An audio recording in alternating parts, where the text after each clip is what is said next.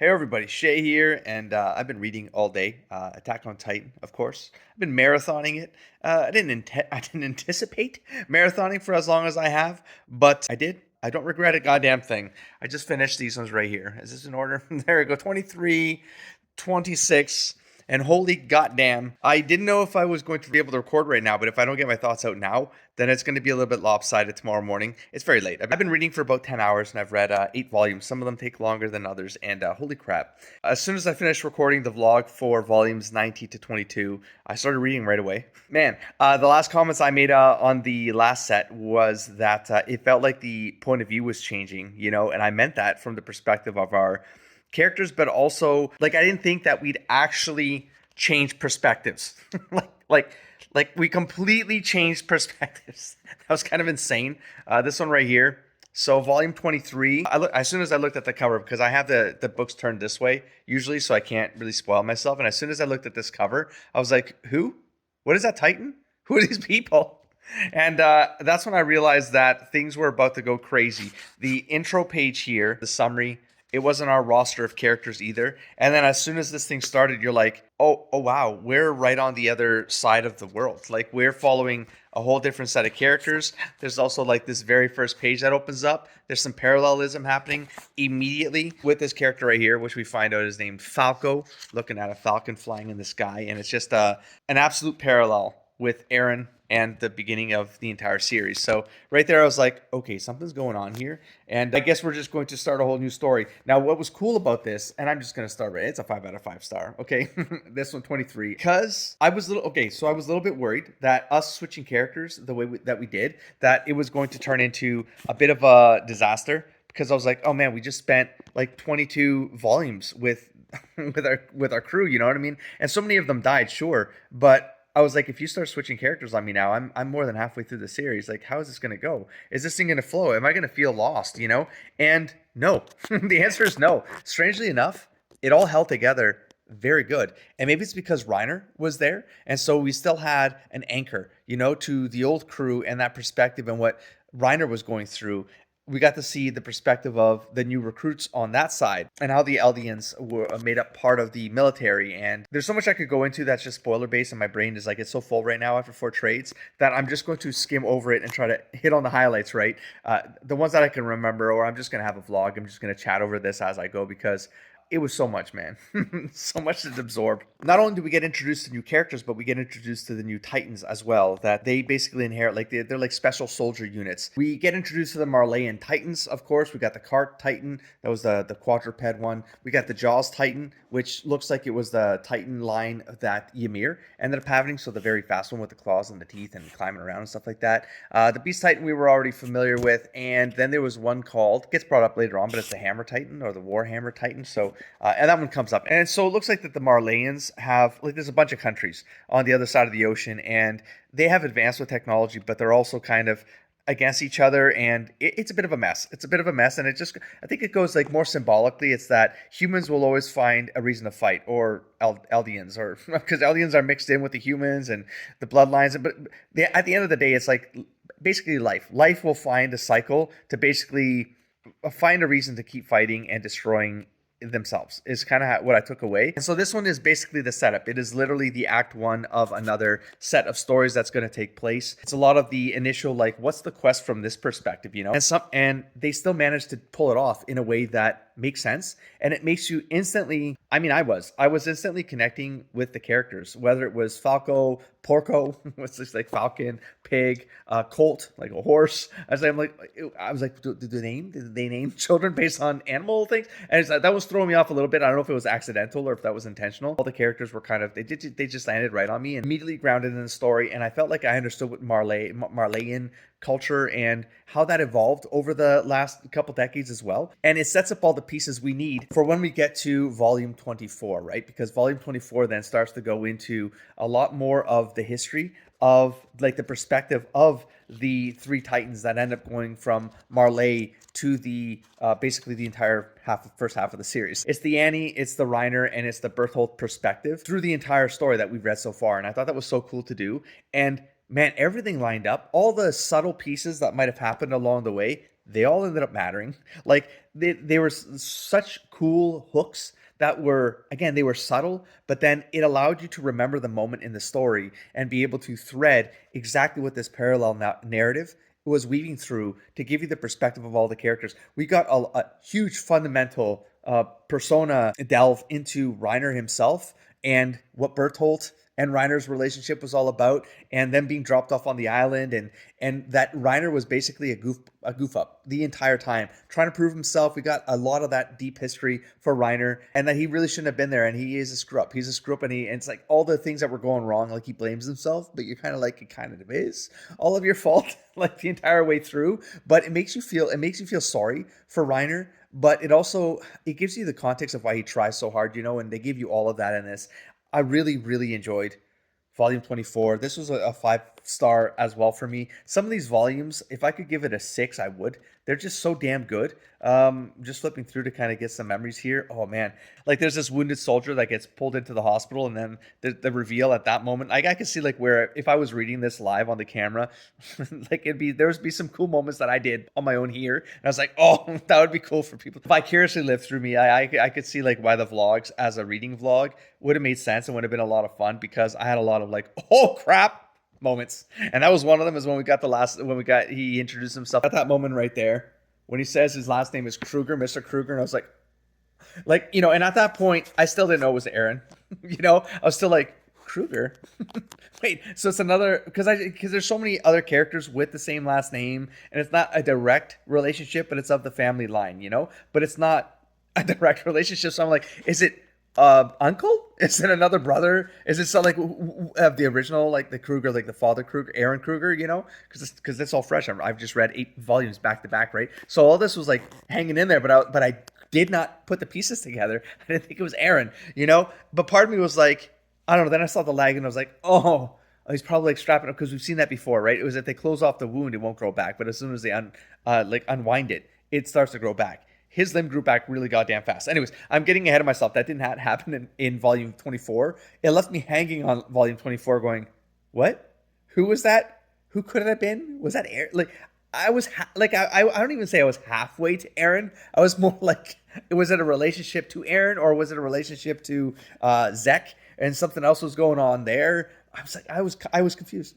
It kind of got me. Maybe because I'm reading them so back to back that I just wasn't able to put those pieces together. They did it in a very, very clever way. So yeah, kudos to them on that one. 5 out of 5, easily. We get introduced to the lineage behind the Warhammer Titan, and that there's some sort of plan that's going to go into effect. And this can only get worse. And so it takes us to volume 25. Holy crap. This was so epic. If this one could be a 6, it would be a 6. There's so much so much going down in volume 26. It's just insane. It's like from the beginning to the end, this thing just does not stop unloading. Just turning point after turning point, reveals, fighting. There's so much fighting. All the Titans are on the field. This is such an epic, so if there's 4 volumes here, right? And each one of these is a phase 4. This would be your phase 3. So the late act 2, right? Where like things start to go crazy, right? And all the minions start to get on the field, right? We're about to trigger into an act 3, like chaos, momentum kind of thing. And this one dealt all of that. There was so much going on. The fact that Aaron triggers in the middle of this ceremony, there was a dark moment there where I was like, I didn't know if I liked it, or if I was like, I don't know where they're going with this. But I mean, the fact that he takes a whole building out of civilians as well, when he comes, and like he calls it out, he knows they're up there, because that's how the scene starts. And I was like, as soon as the scene started that way, I was like, because it sort of happened to them, and I was like, is this like the kind of blind rage revenge? Because we've gotten that from the Aaron character. We know that this happened in the first volume, even the second volume. He's been saying that he's not going to stop until he gets revenge. He's going to kill them all. Like, that's been his vow, And so now he's got the power to move forward with it. And now he managed to find a way to get Reiner in this place under an apartment, this like room. He has a chat with him. It says we're alike, and it's more like they're pawns. I took it away as like you're all pawns. You're being used, and you're kind of in a routine. You're in this pattern. You're in this repetition of destruction and disaster, and you're just agents to create doom. Like that's what they are. And so when the fight goes off, we have the Beast Titan on the field, we have the Cart Titan on the field, we have the Hammer on the field. I mean, it's just so much going down. And I was like, how many of these is Aaron going to take the power from? Because that would be insane. My head is like going, if he gets 3 right now, that's going to be insane. And I mean, I still have, 8 volumes left to go, right? But I'm like, they still have to, they got to make this get worse. Because you understand, like, these 4 volumes are effectively, if from my perspective, the end of a phase 3 for the entire series. And the last 8 volumes would be effectively my act 3 or my phase 4 kind of deconstruction. When I'm reading it, I'm going to be reading it as this is the act 3 of the entire series, right? The phase 4 of the entire series. And so things are going to have to get completely wild, but they're also going to have to wind down, right? So the last 4 volumes, maybe they start to wind down. But anyways, there's not much to say about this one. There's a lot of fighting, a lot of cool moments that happen. Not to say that there's only fighting. It's just reveals happen during that. But you know that things are going to get crazier and crazier and crazier. The squad ends up appearing. Does that happen in this volume? Anyways, I'm going to be transitioning into the next volume because I don't know if it was that happened in that volume or the next one. But the group ends up showing up in an airship, right? Then they start dropping in and joining the fray, and went back to the point when they were going up against the militia, right? The military police, and that they kind of had to get used to killing humans. And now, well, it all came to a head here, right? Because they've been desensitized. I can't say that word, but it's like we have already gotten like their stepping stone to get to this point where they could just kill people for survival. For their okay, rewind it back. But I thought this was all a plan for them to do an assault on the Marleyans, like that this was the plan.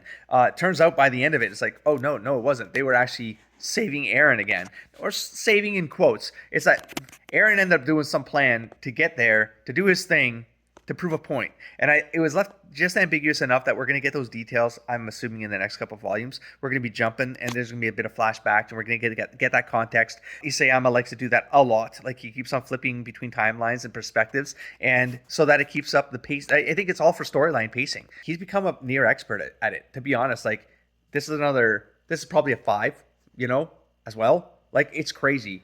Would I bring it down to a 4? Okay, maybe it's a 4. A 5 or a 4, man. It's probably a 5. It's a 5. But Isayama does something where he changes the perspective when it's perfect for the pacing of the story. So, for example, in this 4th volume of this 4-volume set, I'm not sure if this is the last volume of this arc. I don't know. I'd have to read the next one. Do I feel like this kind of ended at a point where it was a bridge to something else? Yes. I'm going to take a guess that it was the end of an arc because of the way that they kind of get back to the island, but we get a perspective around, Sasha dies. That was a big oh crap moment. And the way that she dies, it's just a sad moment. It's like it didn't need to happen that way, So sad. That one distracted me right now because I was thinking about how this ended and how. but the twist of Rooney at the end of this one, which is like that again, the act 3 and the resolution phase, like the wind down, is that you find out there's another plan that's going on, and Zek is sort of behind it as well. Man, and so now you're like, okay, now where is this going? But this would have to bridge us into that resolution phase, right? And the last page of this one is still Aaron very focused on, they say these lines that repeat. They repeat in the series, between Mikasa and him, where Mikasa will say, if we don't win, we die. If we win, we live. And then Aaron says, if we don't fight, we can't win. Fight. And so whatever he's planning, he's still got it in his head that he's got that revenge mode, right, in his head. So that can't be a good thing. But it does look like there's a seed of something else going on here, and that this is going to get just one more escalation for the last run of this. But I literally cannot predict where this can go at this point. They can go back to the Marleyans. They can go back to the land and do something. But and I was going to say, but they were all kind of pissed at Aaron that he ended up doing something without the plan. So we're going to find out that context, I'm sure, and it's going to make sense when I hear about it, but it didn't matter to the pacing of this particular volume. It was still a perfectly paced volume, in my opinion, and so, yeah, I would give it a 5 out of 5. This entire suite was impeccable. I would say the last half of the series, it's almost like a contrast to the first half of the series, just because of it's not how different it's become, it's how skilled Isayama has become with the pacing of the story. I'm not even going to talk about the art anymore. I would say it's good. It's like sometimes there's some awkward anatomy stuff still going on with the faces and stuff like that. But listen, like the action is tight, man. There's like a hold and a control of this particular art style that makes it work.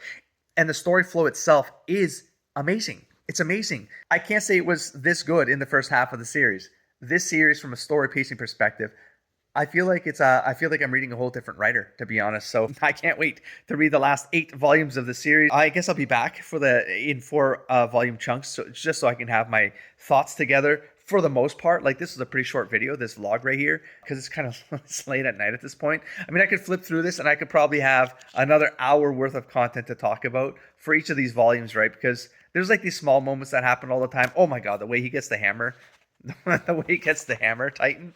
I mean, this is the one moment that they find a plan because she's like in this crystal object, just like Annie has protected her inside this crystal object. But the crystal object itself has like this tether that then creates the Titan off of a tether. That was such a cool idea, man. So he finds out where this crystal is, but he can't get through the crystal, and so he uses the Jaw Titan to basically he cuts off all the limbs so it can't like fight back, and uses the jaw to basically crush this crystal, and then just he slurps up that bloodline, the what's it called, the Tiber bloodline.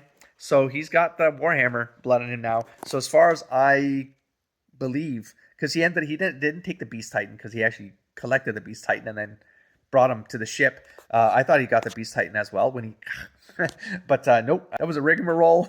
But the Tiber bloodline definitely got taken in. So for all intents and purposes, Aaron's got 3 bloodlines in him. He could have had more. He was about to get the Cart Titan, but got distracted. I mean, he was about to get each of them. He was about to get the Jaw Titan, but then got distracted off of that one. That's too bad. I mean, because there's 8 volumes left, and part of me was like, oh, it'd be cool to kind of see him learn those powers for the last 8 volumes, that he's kind of like triggering these other modes and stuff like that. But I don't know. I feel like there's potential for a lot to go absolutely batshit crazy in the last 8 volumes, just because of how when pieces are in place. And I can't predict. I can't predict where it's going to go. Like this would be the tail end of that phase 3 going into a phase 4, so our act 3. And at this point, something's got to pop off. Like this would have been our false defeat, but it's an actual victory, right? That would be your mode. You're 75% way through a narrative plot line, and so we didn't really get a defeat. I mean, they left they had to retreat from Marley. But it wasn't a defeat. They still got a victory out of that. Oh, they lost Sasha. So we got our death moment, and that was a legitimate death.